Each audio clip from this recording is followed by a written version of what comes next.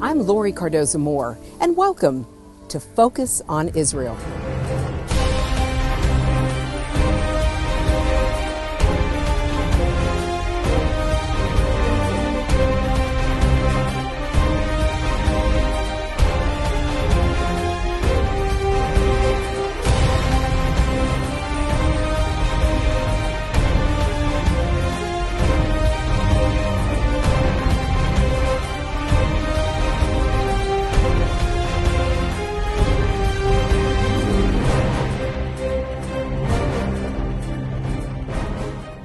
Hello and thank you for tuning in to Focus on Israel.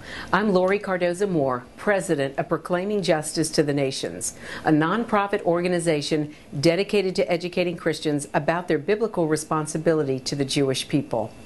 Many Christians do not realize that the Word explicitly tells us to stand with our Jewish brethren and defend the land God calls His. Last week, we continued our teachings on the evidence for the Jewish state. We started with the biblical evidence as I had a chance to travel to Israel and meet with and interview two leading rabbis from Jerusalem, Rabbi Avraham Greenbaum and Rabbi Yeshayahu Hollander. Last week, we focused on the archaeological evidence for the state of Israel, and I spoke with two prominent archaeologists in Israel. Today, we look at the historical evidence to support the state of Israel. We'll see that there is much written evidence in ancient texts, as well as the Bible, that show a Jewish presence in the land of Israel for over 3,000 years. Arguably, one of the greatest testaments to the Jewish people inhabiting the land God calls His. Much like archaeology, historical writings provide a valuable link between Israel's past and present. Jewish history begins with the patriarchs Abraham, Isaac, and Jacob, some 4,000 years ago. We saw last week how many archaeological finds help prove the biblical narrative, as well as other texts. So on our show today, let's say we have no Bible. What historical evidence exists in written form to prove Israel existed thousands of years ago? In 1896, in an Egyptian temple in the city of Thebes, an archaeologist discovered the stele Merneptah, an ancient Egyptian poetic eulogy to Pharaoh Merneptah. This find dates back to around 1200 BC. Of significance to biblical studies is a short section at the end of the poem describing a campaign to Canaan by Merneptah in the first few years of his reign. Here we have the earliest mention of Israel outside the Bible, and the only mention of Israel in Egyptian records. It reads, "Israel is desolated, his seed is not." This indicates that at this time, at least some constituent of Israel had stores of grain. The next recorded history of Israel was displayed in the Mesha stele, a black basalt stone bearing an inscription by the 9th century BC ruler Mesha of Moab. The inscription was set up about 840 BC as a memorial to Mesha's victories over Omri, king of Israel, and his son, who had been oppressing Moab. It is the most extensive inscription ever recorded that refers to ancient Israel. It bears what is generally thought to be the earliest non-biblical Semitic reference to the name Yahweh. In the 2nd century BC, the Jews succeeded in creating an independent kingdom covering much of the biblical land of Israel. But by the end of the 1st century BC, this was absorbed into the Roman Empire. A series of revolts against the Romans led to the forced dispersal of much of the Jewish population. Although most of the Jews in the land were expelled, many still remained and maintained a Jewish presence there. In the 7th century BC, Jerusalem became a city with a population many times greater than before, with clear dominance over its neighbors. The Babylonian conquest entailed the destruction of Jerusalem and its temple. The exile experience led to the development of a strong sense of identity as a people distinct from other peoples, and increased emphasis on symbols such as circumcision and Sabbath observance to maintain that separation. In 37 BCE, Judeans continued to live in their land in significant numbers and were allowed to practice their religion until the 2nd century when Julius Severus ravaged Judea.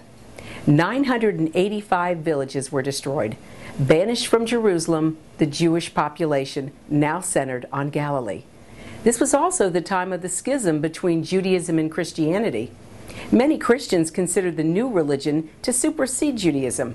The last pagan Roman emperor Julian allowed the Jews to return to Holy Jerusalem and to rebuild the temple. In the years 1260 through 1516, Israel was part of the empire of the Mamluks, who ruled first from Turkey, then from Egypt. Jews suffered persecution and humiliation, but the surviving records cite at least 30 Jewish urban and rural communities at the opening of the 16th century. In the Ottoman period, the Jewish population of the Palestine region was approximately 10,000 during the first half century of the Ottoman rule. 30 Jewish communities existed at the time, and the 8,000 or 10,000 Jews in 1555 grew to 20,000 or 30,000 by the end of the century. By the 19th century, the growth of the Zionist movement saw a large migration of Jews to the land. So the myth that the Jews came back to Palestine and stole the land from the Palestinians is simply that, a lie of enormous proportions. While in Jerusalem recently, I had the unique opportunity to meet with Lenny Ben-David, a former deputy ambassador for Israel to Washington, D.C. His deep insight and knowledge of Jewish history brought new light to an ancient subject. Laurie, we have a tremendous history of Jews here in the land over 2,000 years ago. It is a mistake to believe that with the destruction of the temple, the Jews left the Holy Land. They stayed here, not necessarily in Jerusalem, but there were very large centers of Jewish life, of scholarly work that were done here in the land from 70 AD after the temple was destroyed. Great works of Jewish scholarship, the Talmud, the Mishnah, were done here. Great rabbis came here and lived, from Maimonides and Nachmanides. Maimonides came from Cairo, Nachmanides came from an area of Germany, France. And there were always Jews in the Holy Land. So their presence is a physical documentation of Jewish life here. Their works, their books, their writings were done here in Eretz Israel, the land of Israel. The Roman history was certainly a period of brutality, particularly after the rebellion against Rome that took place. That the Romans felt that they had to destroy the temple in Jerusalem. But then, 60, 70 years later, there was another rebellion against the Roman emperor. And the decision was made to absolutely destroy everything, not just Jerusalem, not just the temple, but also to lay barren towns and cities and absolutely strip the land. It's interesting to look at the history that the Romans used a tremendous amount of their resources. A huge percentage of their army had to come here to put down this revolution, this rebellion. And it wasn't just a rebellion of military means. It was a rebellion of social means, a social message that they had to destroy this message of freedom, equality, of social welfare, and they never succeeded. And indeed, even the Jews that they took back to Rome in captivity, it has been shown, impacted on Roman society and kept their Judeo-Christian traditions even after they went back to Rome as slaves.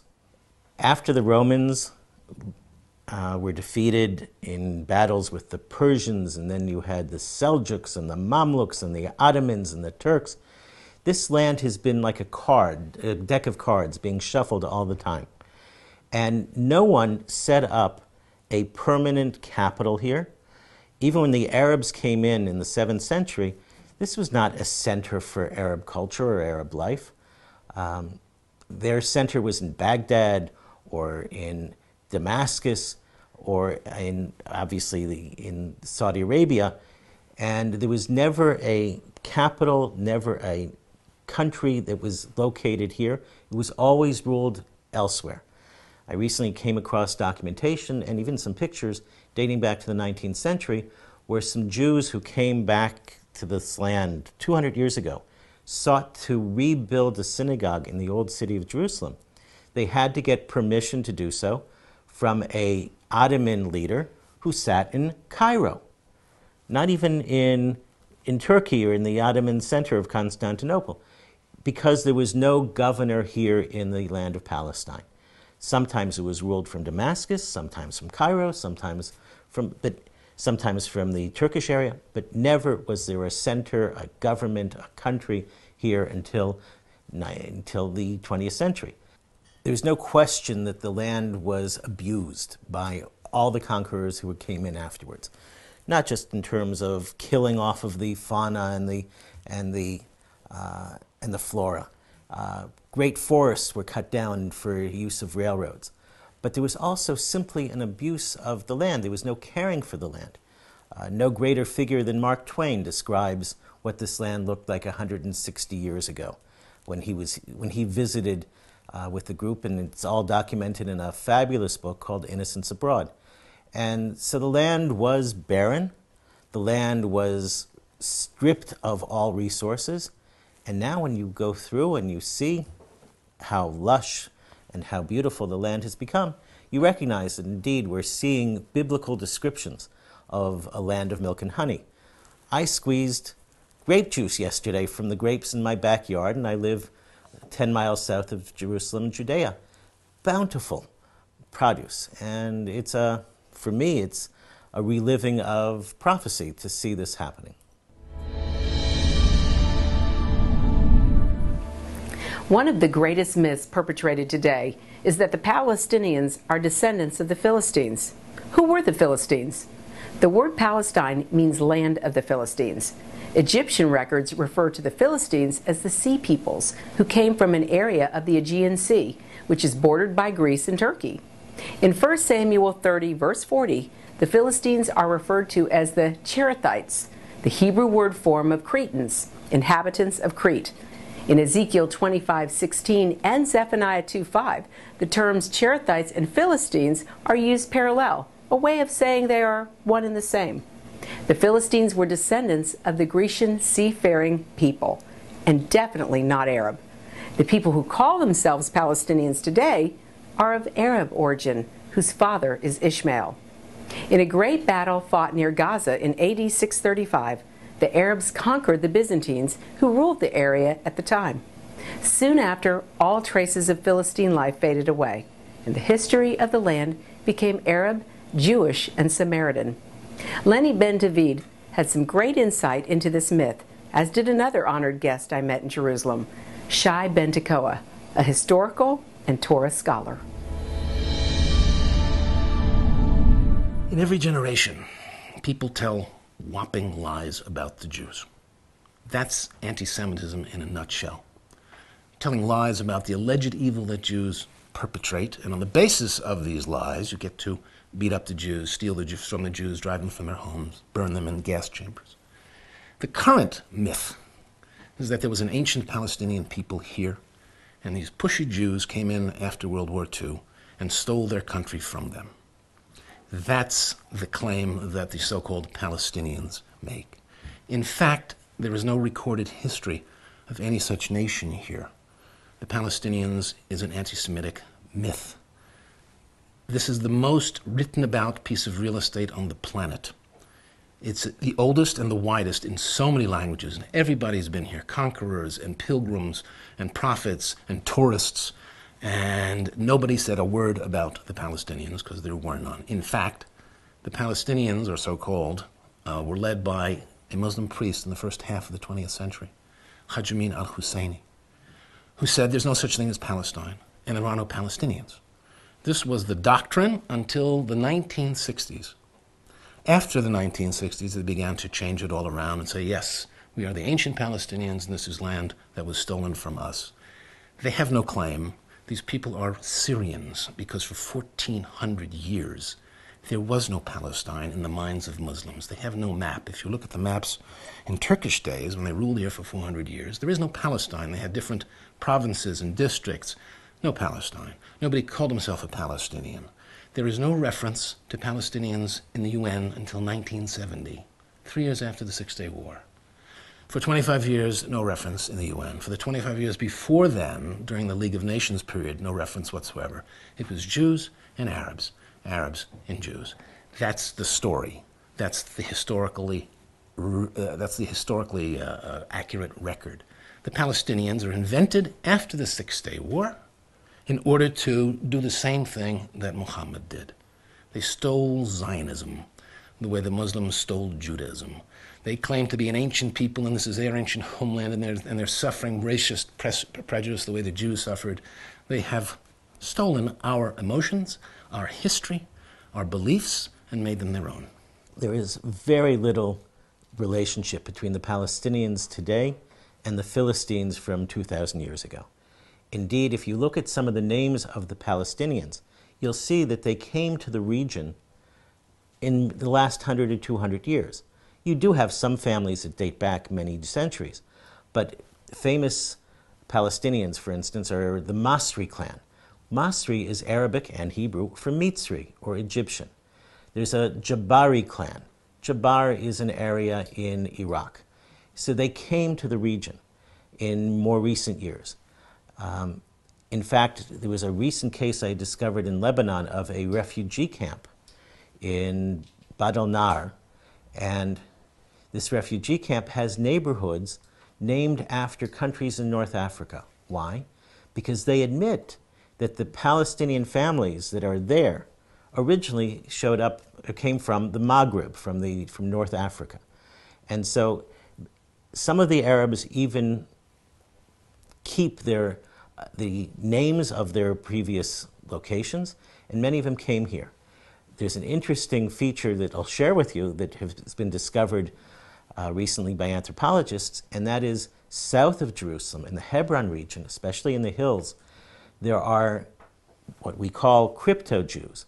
It was clear that these were Jewish families that were forced to convert but kept some of the Jewish traditions over the last 100 years. And so you still see the Jewish roots even in some of the Arab societies. So were they originally Philistines? Certainly not. 2 years ago, PJTN created a short documentary titled The Disputed Territories. Its goal was to help Christians understand that the areas of Gaza and the West Bank were a part of Israel thousands of years ago. Looking at the biblical, historical, archaeological, and political evidence, there should be no dispute as to who the rightful owner of these pieces of real estate are.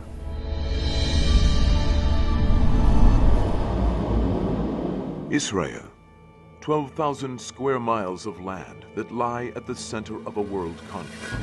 Less than 1% of the world's landmass. In this small region lies the lands known as the disputed territories.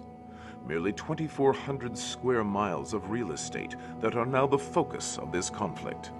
But is it these small areas of land that have ignited the firestorm? Or is it the tiny country and its people?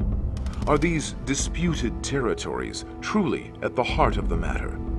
Why does a major conflict and possibly world peace itself hinge upon this small corner of the world, a place of no strategic value, with no great or valuable natural resource?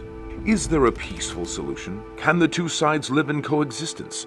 To understand the complexity of the struggle, we must separate the myths from the facts and the lies from the truth. We must also examine the history of this land and the people who call it home. We must examine the conflict between Jew and Arab, between the God of Abraham and the God of Islam. The history of Israel and its people began over 5,000 years ago with a promise from God to a man of steadfast faith. With the conquests of Joshua in 1250 BC, that promise was fulfilled. And for the past 3,300 years, there has since been a continuous Jewish presence in the land. Arabic history began in Israel in 636 with the building of the Dome of the Rock on the site of the destroyed Jewish temple. And from one obscure reference in the Quran, Jerusalem was made one of the three holy cities of Islam. Over the centuries, the region was ruled or controlled by a succession of superpower empires of the time: Assyrian, Babylonian, Persian, Greek, the Roman Empire, Islamic and Christian Crusaders, the Ottoman Empire, and the British Empire. One myth today is that the Palestinian people are descendants of the ancient people group called the Philistines, who inhabited this area. The Philistines were actually of Greek origin, and in 736 BC were absorbed into Babylonian culture and disappeared from history. Today's Palestinian Arabs are actually descendants of the nomadic tribes that migrated from the deserts of North Africa and spread across the Middle East. Who was there first? Who has been there longer? If we look to international law, we see that Israel has both a right of existence and the right to occupy the disputed territories. UN Resolution 181 in 1947 established the State of Israel. Further, if we look at the international laws of war and uncontrolled territory, Israel also is in the right to maintain control and keep these disputed areas after its victory in the Six-Day War of 1967. During the preceding period of almost 20 years, between 1949 to 1967, why didn't the Arab countries who controlled these territories establish or re-establish a Palestinian state? Had there ever been a Palestinian state? The West Bank, the last time it was part of a real state, it was the Ottoman Empire.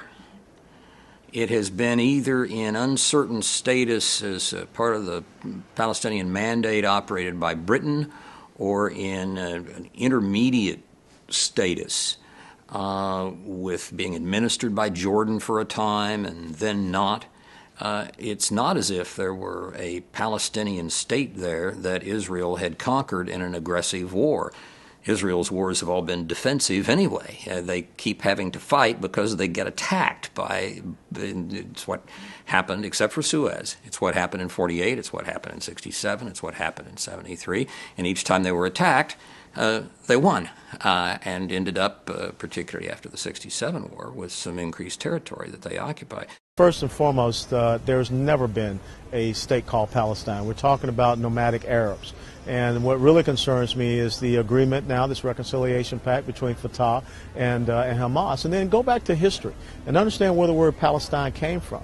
You know, in 73 AD, when Emperor Hadrian sent out his decree after the Romans conquered Judea, they just changed the name. Palestine is a region. And once upon a time, everyone who occupied that region had on their passport Palestine. There's always been a state of Israel. After 1948, we have a modern-day state of Israel. So we need to respect that, and the people who call themselves Palestinians need to have a right and a respect of that state of Israel. Until then, until there's a willing peace partner, there really can't be peace. Up until 1967, the term Palestinian means something entirely different than it does today. The very term Palestinian, in fact, you know, if you used the term Palestinian in 1948, you'd have been talking about Jews. Those are the only people that considered themselves Palestinians. Arabs didn't want to have anything to do with the term Palestinian. Palestinian meant Jew. The Jerusalem Post was the Palestinian Post. Not until 1967 does Arafat and his band of terrorists adopt the term Palestinian for their own and decide it's not just a term of recent invention. It actually has to do with, they're descendants from the Philistines. They've been around for thousands of years. The Palestinians are now a distinct Arab people. They invented this idea in 1967, and the world has bought it. This goes right to the heart of what I talked about in those original myths of the Middle East. This concept of Palestinians, it doesn't mean anything.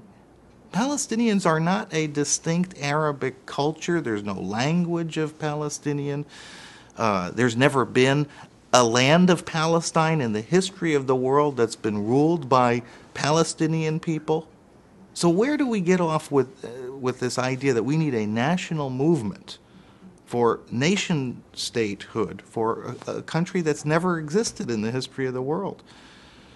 It's just a truly amazing thing. And so, but that's where we are today. The Palestinian Authority, we're moving toward a state of Palestine.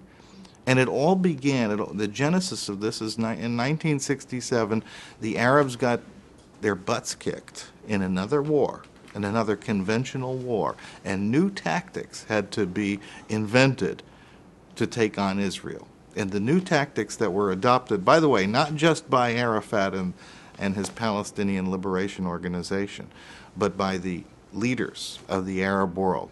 They decided that this was the way to go. We need a proxy army to take these guys on. We don't want to take them on head-to-head in a conventional war anymore. Let's try another approach. Biblically, historically, and lawfully, Israel has the right to the disputed territories, the right to make them a true part of their country if they so desire, for they are, by all rights, the property of Israel. It is only Israel's desire for peace that drives them to relinquish these areas, a desire for peace not shared by its Arab neighbors. World opinion, as well as Israel's greatest ally, the United States, are increasing pressure on Israel to leave these territories to Arabic rule. The Palestinian Charter and school curriculums, as well as religious teachers, all call for the destruction of Israel. Many of these Islamic fundamentalists cry as well for the death and destruction of all infidels and the countries they inhabit. Why does the U.S. demand the creation of such a country when they are fighting a war against terror? Do Americans and Israelis believe that giving over the land in Israel will satisfy the Islamic fascists bent on world domination? In the struggle for a lasting peace, there are more questions than answers. Do historical, archaeological, and biblical evidence, as well as international law, hold precedence, or does world opinion hold sway? As world pressure increases, will Israel have any other choice?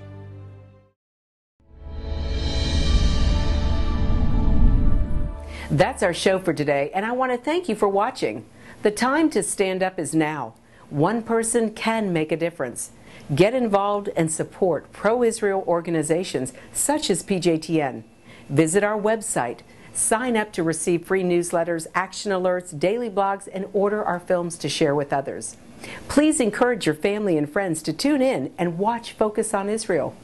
God bless you and thank you for all you do on behalf of our Jewish brethren and all Israel. We'll see you next time on Focus on Israel. To support this program, send your tax-deductible gift to Proclaiming Justice to the Nations, P.O. Box 682711, Franklin, Tennessee 37068. You can also support PJTN online. Visit pjtn.org or call 1-877-873-9020. Anti-Semitism has reached epic proportions, and Israel is now surrounded by nations who seek its destruction. For Israel to lose just one battle would mean losing everything. As Christians, it is our biblical responsibility to stand with our Jewish brethren and Israel. PJTN needs your help to reach more Christians with this urgent message. Please visit our website to become a member today and order our award-winning documentaries. You must decide that you won't be silent. Sign up now at pjtn.org. God bless you and thank you for your support and prayers.